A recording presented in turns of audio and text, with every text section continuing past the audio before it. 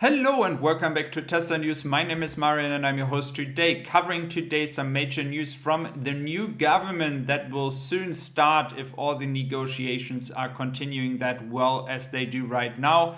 We will look into China news, and I have as well news for the Model X and Model S for European customers. So let's start here with the entrance that you see for Grünheide. They're currently continuing to build on it, so finishing that up maybe in the next few weeks. Furthermore, we have a lot of streets being paved around the main building, getting ready hopefully for production very soon. So what the new coalition, which is a three-party government, is going to talk about in the coming weeks, we will see that there are some major points. One of them is that Germany tries to get away from coal by 2030. The old estimate and the old goal was 2038. Furthermore, they want to further support wind and solar. So if you have new buildings built, it is getting mandatory for company buildings, so not private buildings, but big buildings, for example, like the one here in Grünheide.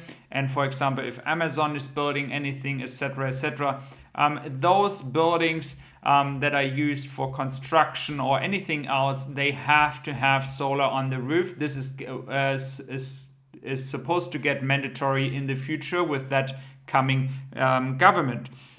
Furthermore, when it comes to the cars, they want to have CO2 neutral cars by 2035, which pretty much means that EVs are going to skyrocket. The need for EVs will be very, very big in the coming years.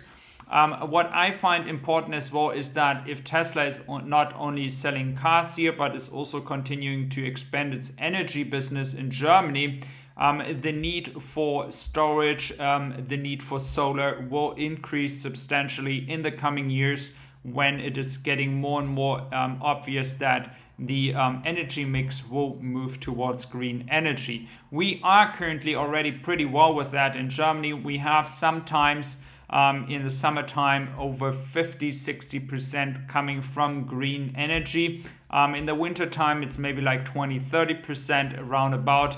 The average over the entire year is somewhere between 35 and 40%, which is good, but it can still be better in the future, and it will be really important for products like the Megapack or the Powerwall because we need storage. Of course, Tesla is not the only provider when it comes to this business, but I think it will be a very good idea to build as well the same business in Germany. Then we are looking at Austin, a windy time over here. As we are looking into Austin, the Model S and the Model X in the United States are being delivered already. We know that already from the Model S owners with the yoke steel, but now the sad news for all the people coming from Europe is that unfortunately the delivery dates for European customers have further being moved backwards. We are now looking at numbers like end of 2022. The big question I'm asking myself here, and maybe you as a person from the United States, if you're watching, can help me with that.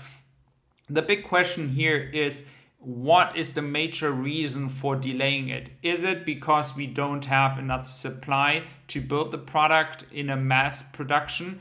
Do we have issues ramping up the Model S and the Model X production line?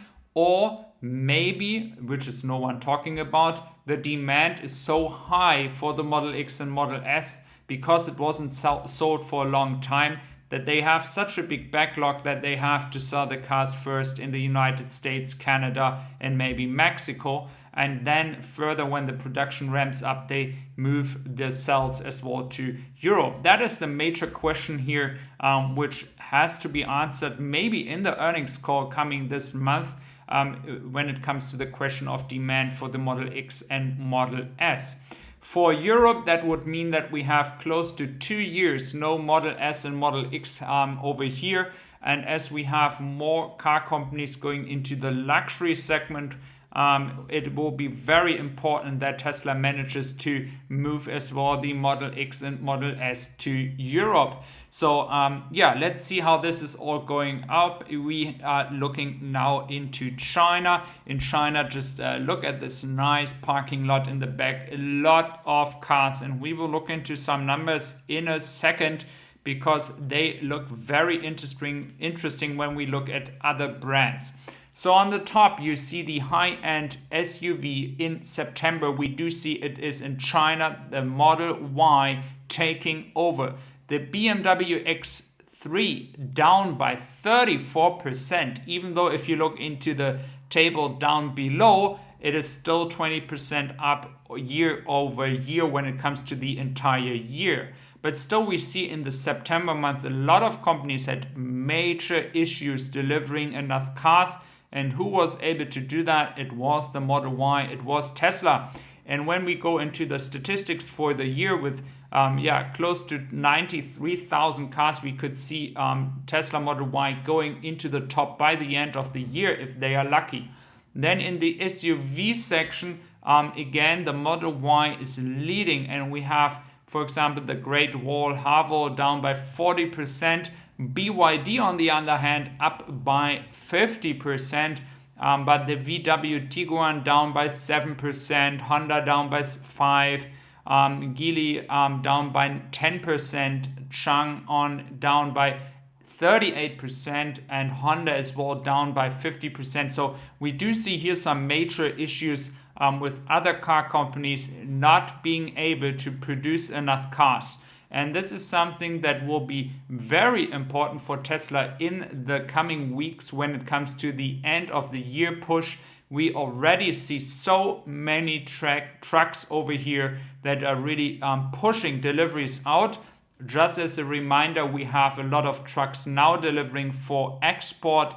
For those who don't know that, the first 2 months of the quarter are focused in Shanghai, mainly on export. What I will look at for the numbers that we get for October from the Chinese officials, look into the numbers for mainland China and compare them in the first month with the numbers of third quarter, first month in China.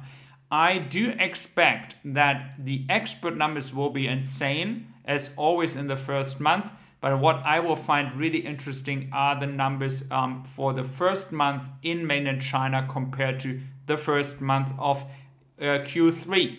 Is that a big growth or not? That's what I'm looking forward to.